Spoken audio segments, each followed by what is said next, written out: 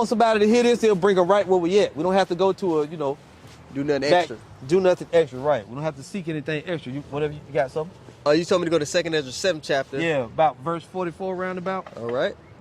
Because see, the end of the world that these people worried about, we're looking forward to the end because, verse 43, and you can actually read 42. The end of the world that people are worried about, we're worried about it too, but we want this world to end because our world comes after this. That's right. 2nd Ezra 6 and 9. Yep. Esau is the end of the world. Jacob is the beginning of it that followeth. Yeah. Okay? You can read it. This 2nd Ezra 7 and 42, it reads, and he answered me and said, right. This present life is not the end where much glory doth abide. And we just read it in Matthew 19. The Lord was talking about you're going to sit on 12 thrones judging the 12 tribes of Israel, but that's not in this life. Yeah. The upgrades are not in this life. You got the spiritual upgrade, knowing the truth of the Holy Bible, but the literal physical upgrades are not now. Us ruling over the nations is not now. You've been able to recite to Esau certain codes and laws and getting over on him with his own law. That's not now. You're not going to be able to do that now. You can't deliver yourself. You can't deliver yourself. You got to wait.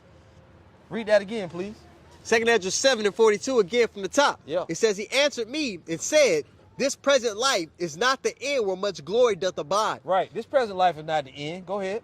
Therefore have they prayed for the weak. Yep. Just like we do now. We pray for those that are weak in the faith.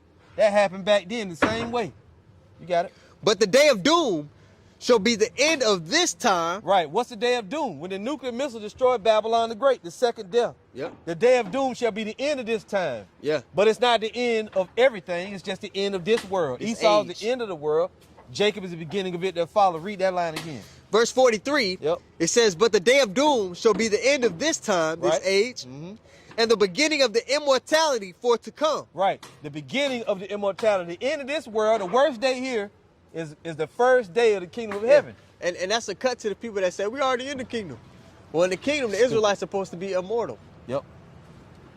When we go back to the land, the people they're actually the people, they're supposed to be immortal. That's right.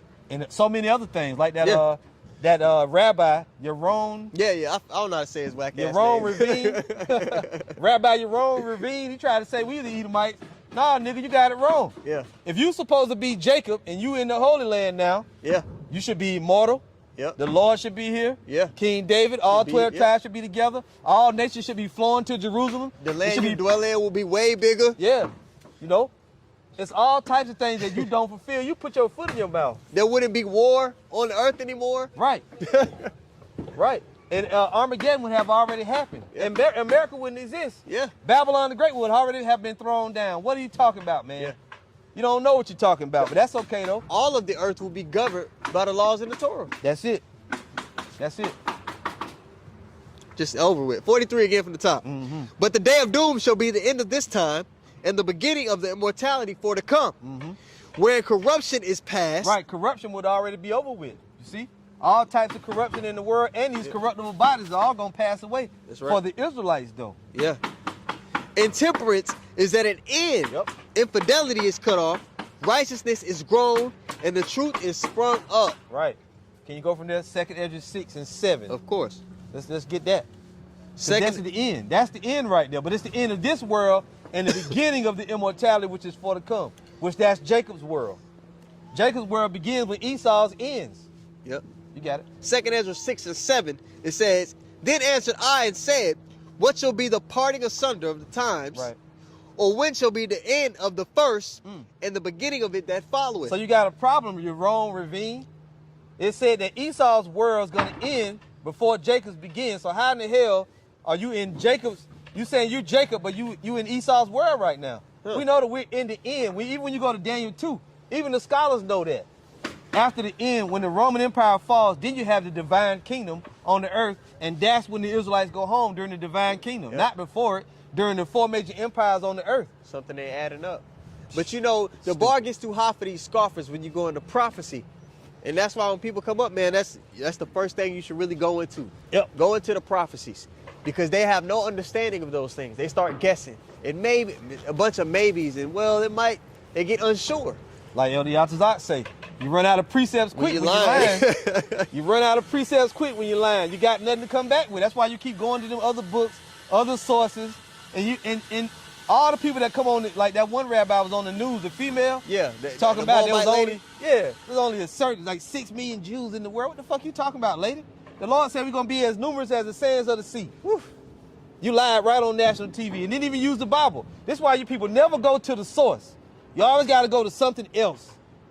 But you realize that we're talking about biblical concepts. It's a biblical conversation, but none of you people get up and open up the Bible. Don't make sense. Yeah. Verse 8. And he said unto me, from Abraham unto Isaac, when Jacob and Esau were born of him, Jacob's hand held first the heel of Esau. For Esau is the end of the world, and the Esau being the end of the world is talking about he's the end of this age before Israel begins to rule. Which cuts vocab, man. Let you know that Esau wasn't done away with. He has to be here before the Lord returns and establishes the kingdom. That's right. That's right. For Esau, and that show you too that Geno Jennings. Esau sent Geno Jennings to break that down wrong. He said it talking about. He said it was talking about Esau, which was Jesus. Well, that's wrong. He broke that down wrong. He completely whiffed on that. Wow. All right. 2nd Ezra 6 and 9. For Esau is the end of the world, and Jacob is the beginning of it that followeth. Okay? That's when our blessing kicks in, man. The blessing that Esau is trying to manifest for himself, create his own pseudo blessing.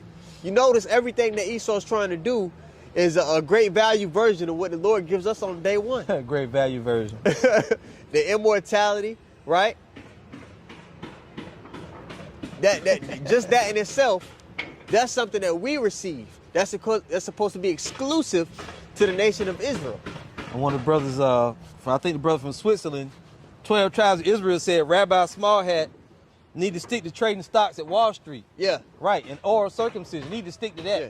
Sucking baby penises. That's what you need to stick to. Yeah, keep biting baby rods. Yeah, biting the skin off baby rods and shit. Let him stick to that. Put them little curly Shirley Temple curls in his damn hair. On your sideburns. That shit ain't working. A dandruff-filled yarmulke on your damn head. That shit crazy, man. You got it. Yeah, man. Verse 9 again. For Esau is the end of the world. Right. And Jacob is the beginning of it that followeth. Right. Jacob is the beginning of it that followeth. See? Jacob is the beginning as the kingdom of heaven right there. It comes after Esau's world. Currently, right now, we are in the Roman Empire. We're in the feet. Yeah. Which is the toes. The Lord's about to come back and crush these toes in the powder. You don't go into the kingdom until after that. Yeah, we're in the revised Roman Empire. Yep. And that's another thing that the rabbis and all the scoffers, they never go into who are these kingdoms that Daniel saw in his vision. And how does America fit within that? Because we know once those kingdoms that Daniel saw in his vision are done away with, then you're supposed to go right into the kingdom of heaven. That's it. We can go there now. Daniel 2:44. Let's read it. Daniel 2:44. All right. See, prophecy is what rules. That's what rules, not what people. And them preachers getting up there in them pulpits, sweating, doing all that. That's nothing. This is about the Israelites. Hey, the whole family of Israelites. Hey, look at that. Shalom, shalom, y'all. All right now. Yep, the Israelites. Yes, sir. Israelites. We back. Daniel 2:44. Yeah. Yeah, man. Show y'all that he real. And the word spread it, man. Whole family of Jakes. Whole family of Jakes. One man, I don't know how many. Yep. You know, it's a bunch of them though. Yep. He had a nice beard too. Yeah, man. Word spreader. Got it. Is Daniel 2:44. Yep. And in the days of these kings shall the power of heaven set up a kingdom which shall never be destroyed. Right. And the kingdom shall not be left to other people, but it shall break in pieces and consume all these kingdoms, and it shall stand forever. So after that, all the kingdoms that Daniel saw in that vision are destroyed. That's the setting up of the kingdom of heaven, in which immortality takes place for the Israelites. Right. All right. In which we have, you know, that landmass going all the way down from from where you are to Saudi Arabia. Yep. In which there's no more war. Afterwards. In which the law, Right, yeah. the Lord gonna bring one more great war. Yeah, the World War III. After, when the kingdom of heaven is set up, which is Armageddon. Armageddon has passed. He's come in the midst of that and put all the nations to bed. That is past. The kingdom of heaven is set up. We have that huge part. That's the headquarters. We own the whole earth. Yeah, but the headquarters, all right, we have a bigger portion of the land than what you got. The nations aren't going to be warring anymore because there's not going to be a reason to. And the whole earth and all the people, the galaxies when we expand is going to be governed by the Lord's word. Right now, that's not taking place. So just by default, man, if you just read the damn book, Read the book. Read the blessed book. You get what I'm saying? I'm talking to you people because Right. y'all just can't get it. Y'all can't understand that we have to go by the words. Yep. If you read the scriptures and the prophecies, you come to realize that somebody's lying. That the people in that land are not the people, and that the earth, all right, it needs new management. Yep. And we going there. It's going to happen. Read that again, then go to Revelation 11 and 15 to back it up. All right, Daniel Back up 2 and what you said, 44 too. again. Yep. It says, and in the days of these kings shall the power of heaven set up a kingdom which shall never be destroyed. Right. And the kingdom shall not be left to other people. Right. It's going to be ruled by the Israelites, not by other people. And when you read this in the book of Daniel, the way that it's laid out, they show you up top the 4 empires, and then the divine kingdom is next after all these empires on the earth. Right. Even Yahushua mentioned that when he said in Luke, let me go there real quick, to the book of Luke, he gave an important clue. Even he spoke on that. This is Luke chapter 21. Luke 21 and 24, and he said about the Israelites, and they shall fall by the edge of the sword and shall be led away captive into all nations. Right. See, first that had to be fulfilled. We had to go into all nations in captivity. And it tells you in the curses, which is what the Lord was speaking on right here, because captivity is a curse. Yep. Deuteronomy 28:48, Yep. as well as other scriptures, 45 on down to 48, really. Deuteronomy 28:68, and then 24, Deuteronomy 28:64, he said we're going to be scattered into all nations. So it's lining all up together. And they shall fall by the edge of the sword and shall be led away captive into all nations, and Jerusalem shall be trodden down of the Gentiles, the other nations, until the times of the Gentiles be fulfilled. So until those empires of the Gentiles was fulfilled and done away with, we're going to still be in captivity. We're going to still be scattered, and he's not going to be returned yet. He's going to come back and take the Gentiles out of power. The last one being Esau, Edom, Isaiah 63 and 1. It's one of them. You got it? Yep. Daniel 2 and 44 again. Yep. And in the days of these kings shall the power of heaven set up a kingdom which shall never be destroyed. Right. And the kingdom shall not be left to other people. Right. So when the kingdom is in authority, it's never going to be destroyed. Go ahead. I got a precept for that because I did mention that there's not going to be war anymore upon the earth. To back that up, you go to Micah 4 and 3. Yep. Okay, because when you go to, let me mention this. That links over to Isaiah 2. Yeah. Same thing. Because in Joel 3 as well, it gives you the description of all the nations he's calling them to the valley of Jehoshaphat, and how they're beating their plowshares and the swords, how all the nations are getting ready for war. Ready. Yep. All right, but in Micah 4 it says this. And in Isaiah 34 it tells you that the Lord is going to gather them up to judge them. Yes. And just like Joel 3. Yes. Go ahead, you got it. Micah 4 and 3, I'm gonna read it. I'm gonna read the KJV and the NLT because it makes it plain. All right, it says, and he shall judge among many people and rebuke strong nations afar off, and they shall beat their swords into plowshares, right? It's the reverse of Joel 3. Yep.